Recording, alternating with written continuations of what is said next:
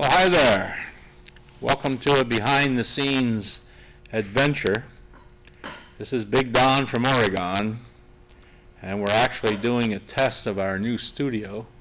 I hope you like it. A lot of work and money have gone into this studio. And I'm sitting here as a guinea pig. So what I decided to do was make a special message for all my friends who graduated with me, and those who aren't my friends, that's probably very few, who graduated with me back in NJ in 1959, 50 long years ago. What was happening in 1959? Well, Dwight Eisenhower was president, and he was nearing the end of his second term. We had just gone from 48 flags to 49, and now we're going to have to change to 50 because of the admission of Hawaii. I now choose to live in a state that came into being in 1859, so they were celebrating their centennial. I knew about Oregon, but I had never been west of the Mississippi. As a matter of fact, my travels up until 59 was up and down the eastern corridor from New England to Florida. And I made my first international trip in 59. I went to Montreal and Quebec City, up in our neighbor, Canada. I'm actually thinking of going back to Canada. I want to sneak over the border and get a job doing things Canadians don't want to do. But I might have to think about that one some more. As a special treat, I'm wearing suspenders today with 1957 automobiles, which were still rather new looking in 59. With the exception of the Corvette, all of these have fins. Do you remember the fins? My parents had a 59 Plymouth Fury that year, and it had one of those artificial spare tire holders on the trunk. It was just a piece of metal, had no tire in it. And the big one that year was the Cadillac. And if you put it in reverse, there was a possibility that you would impale somebody with that car. And I thought it was the ugliest car ever made by General Motors, and now I wish I had one. Elvis Presley thought the same way. 59 Cadillac was his favorite. And they've been used in some movies. I can't seem to remember right now at the moment. Clint Eastwood used one. Anyway, taking a look at our studio, have we done a backup shot yet? I wasn't paying attention to the monitor. You're moving me in and out? Yeah. All right, we're doing a two-camera shoot. Two-camera shoot, I meant to say. And we've got the station manager here trying to make me look good.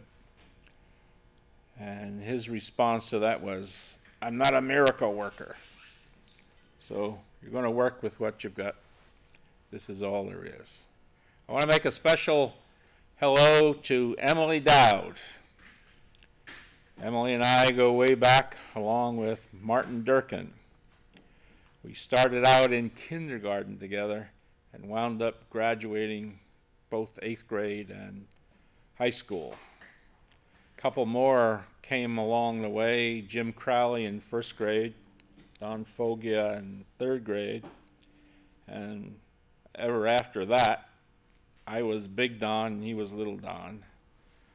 4th grade saw Hans Ziegler and Charlotte Conlon. Joe Downs was also in there.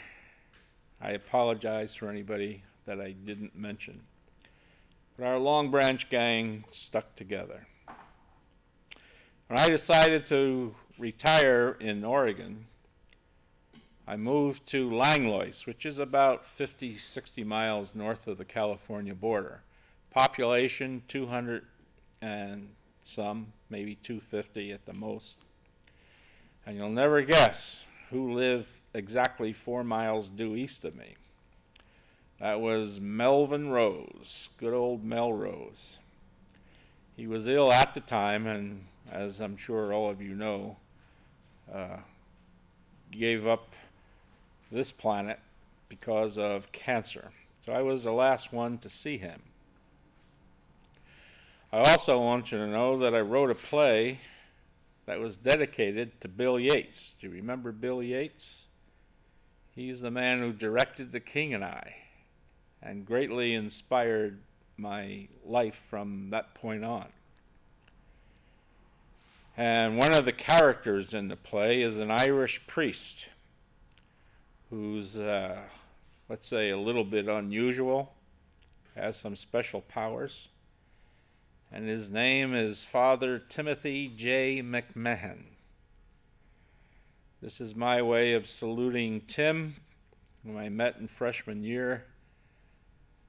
Sort of became buddies for the rest of our lives, even though I had moved west and he stayed there. So I used his name, and I actually played him once upon a time.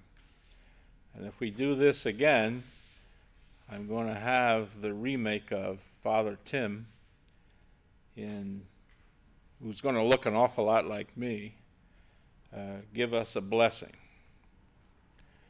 So how far are we on time? Have we done 7 minutes? We're using technical things here. Gordon just held up one hand with all the fingers extended and 2 on the other, so I know what time it is. We have a clock, but it doesn't have a battery. Anyway, I want to tell you I've been lying about this set. This set doesn't actually exist. I'm sitting in front of a green screen. Can we show the green screen? See what's really here? Or can't we? Well, guess what? Where did the set go?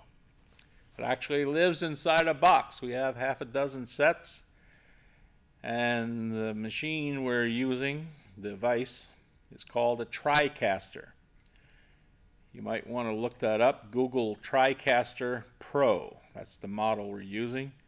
And we can have 3 different camera feeds and use virtual sets, create different backgrounds, replacing the real green screen behind me with whatever set, photograph, or even footage. So it could look like I'm on the beach on the Pacific Ocean and the waves are breaking, but I'm sitting in a studio, what's called North Bend. North Bend is named after the Coos River, which when it gets by the coast heads north and then makes a 180-degree turn, goes south a little bit, and then out to the ocean. Hence the term North Bend. Coos Bay is next door, more widely known. Over 16,000 people call it home. North Bend has over 9,000.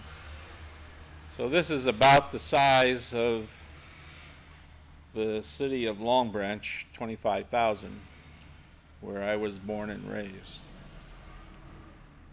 And we just had somebody drive off. So I don't have any, that's 9 minutes. I don't have anything more to say except, hold on everybody, I'm Don Van Dyke and I approve this message.